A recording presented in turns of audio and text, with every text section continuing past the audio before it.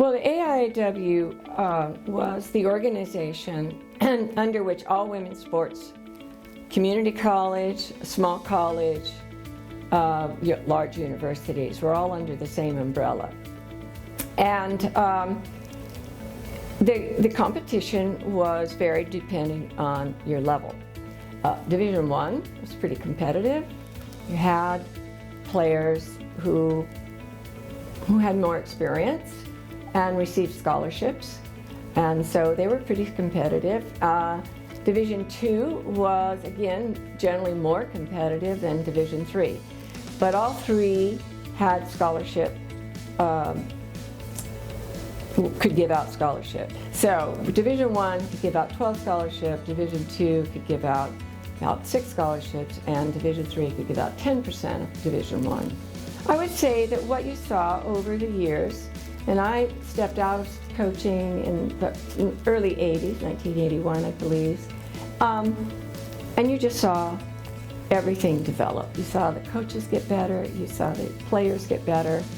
Coaches like me, who came in without coaching background, I had playing background, but no coaching background. You know, we all took coaching classes from like USVBA for me, and other coaches might in other fields. And there was a major push to educate the coaches who were sort of very unexpectedly thrown into a position of coaching.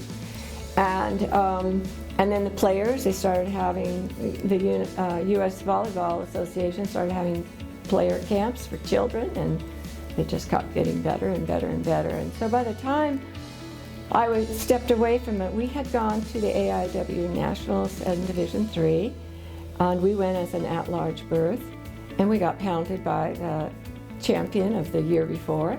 But it was a great experience, and subsequent to that, Scott Coverly and Robert Kim took numerous teams on to nationals. So it just got better and better.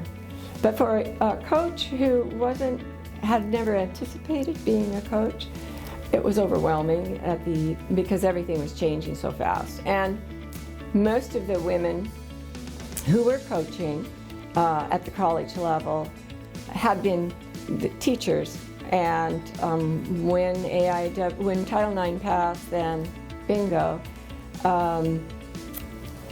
schools didn't have funding for coaches for women, and they didn't have funding for more facilities for women. So it was up to the professors of the PE departments to step in and start coaching. But like I said, many of us were not particularly prepared for coaching, but we became prepared over time. I think the NC2A fought us quite a bit because the AIAW was over all the women's sports, including community college, where you had the NAIA and the NC2A always competing somewhat for schools. And they were not too friendly with the AIAW at all. And then at one point, they figured out they were going to lose this battle. And so they decided that they would offer sports in the NC2A for women. And that's about the time when, well, here's what happened. When we went to nationals, we had bake sales. We had car washes. We had to get enough money so that we could travel and stay in a hotel because our budgets weren't good enough for that. And that was across the nation, no matter, they had to find funding somewhere. Where then the NCTA comes in and says, well, we've got all this television coverage, we got lots of money, so we're going to take in the women, and they did. But I guess what I'd really like to help everyone understand is that AIAW, for those first 10, 12 years that they were in existence, really set the tone for women's athletics. And they don't get enough credit. Often when you hear about Title IX, and I hear an advertisement, nobody even mentions AIAW. They start with the NC2A, but the NC2A wanted the AIAW to go away for the first 10 years or so, and there were so many battles with them. So I think that I'd like people to know that the AIAW really was instrumental in the success we see today. I really do.